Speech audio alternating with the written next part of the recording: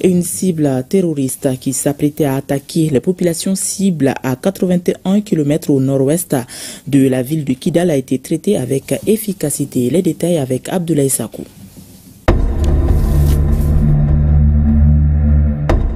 Dans le cadre des opérations de sécurisation du territoire, les FAMA ont mené des actions de recherche et de neutralisation des groupes armés terroristes avec des résultats probants sur le terrain. Une reconnaissance offensive dans le secteur de Léré, région de Tombouctou, a permis de neutraliser 5 terroristes, interpeller 2 et récupérer des armes, des motos, des radios et des chargeurs. Dans le cadre de la surveillance aérienne du territoire, les vecteurs ont procédé à la destruction d'une cible en phase de préparation d'une action terroriste contre des paisibles populations à 81 km au nord-ouest de la ville de Kidal. Les reconnaissances aériennes continuent dans la zone et les FAMA restent plus que jamais vigilantes sur l'ensemble du territoire national.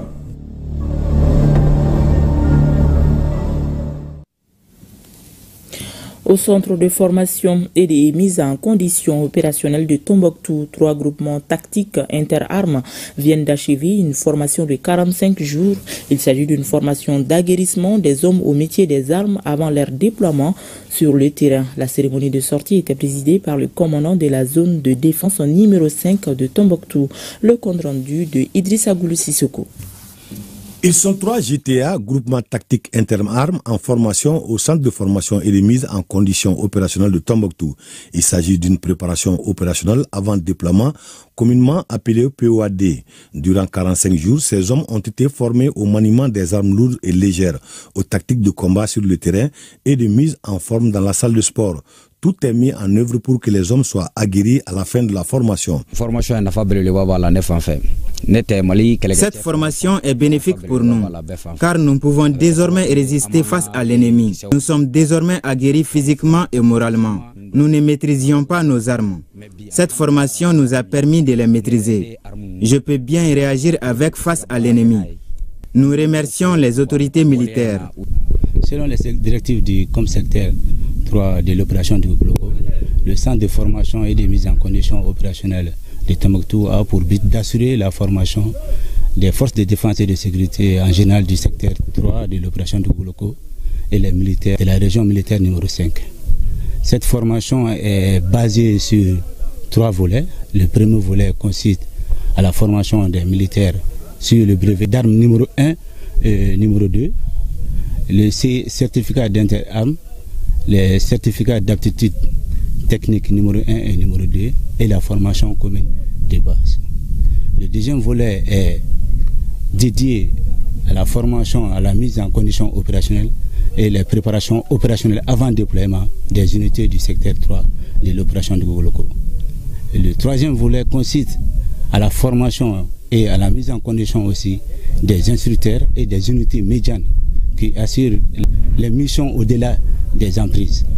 C'est basé sur l'ISTC, l'instruction sur le tir au combat, les modules avancés sur le sécurisme au combat, les engins explosifs improvisés et les corps à corps et les box afin de donner aux différentes unités l'agressivité face à l'adversité. Aussi, les éléments ont été sensibilisés sur les dangers liés à la consommation de la drogue et des stupéfiants par l'Office central des stupéfiants. Nous sommes là dans le cadre de la sensibilisation pour sensibiliser les éléments POAD, les dangers liés à la consommation de produits stupéfiants. Bon, compte tenu maintenant de la dangerosité de la consommation de ces produits stupéfiants, il est nécessaire d'avoir une approche holistique maintenant en sensibilisant les militaires, les dangers liés à la consommation de ces produits stupéfiants. Parce qu'il y a plusieurs conséquences. Il y a la conséquence judiciaire, la conséquence sanitaire, ensuite la conséquence sociale aussi. La fin de la formation a été marquée par une démonstration de tir en présence du commandant de la zone de défense numéro 5 et des officiers supérieurs de la région de Tombouctou.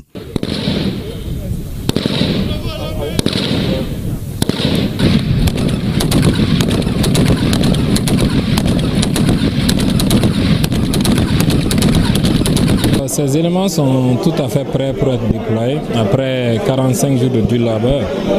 Pour nous, d'abord, c'est un sentiment de satisfaction et de devoir accompli, puisqu'en tant que commandant du niveau tactique, notre rôle était du moins de leur donner les compétences requises. Déjà, ils sont arrivés avec un certain niveau, mais pour nous, il s'agissait en 45 jours de créer autour de ces unités la cohésion, l'engagement et surtout l'endurance face à l'adversité.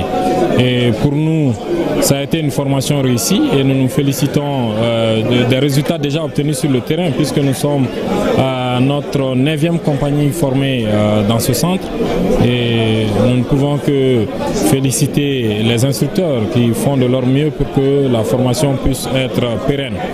Et au niveau du secteur 3, nous allons faire tout ce qu'il faudra pour mettre le centre dans les meilleures conditions pour que les éléments puissent continuer à se faire former dans ce centre et afin de relever les défis qui sont les nôtres. Un exercice de grande envergure qui contribue davantage à la professionnalisation de notre outil de défense. Et au cours d'une mission de ratissage menée ce jour 12 juin 2025, les forces armées maliennes ont neutralisé un individu identifié comme Ataï Ag Boulkeï, membre influent de la Katiba Mema affilié au JINIM. Il serait le petit frère de l'ancien chef de la Katiba, Ahmad Ag Boulkeï, figure connue dans le milieu Gat de la région. Cette opération a été conduite au niveau du village d'Idjardahanen, situé au sud de l'Éré. Elle s'inscrit dans le cadre des efforts continus des FAMA pour sécuriser la zone et désorganiser les réseaux hostiles actifs dans la zone. L'état-major général des armées rassure la population du ferme engagement des forces armées maliennes à lutter avec énergie contre toute velléité terroriste sur l'ensemble du territoire.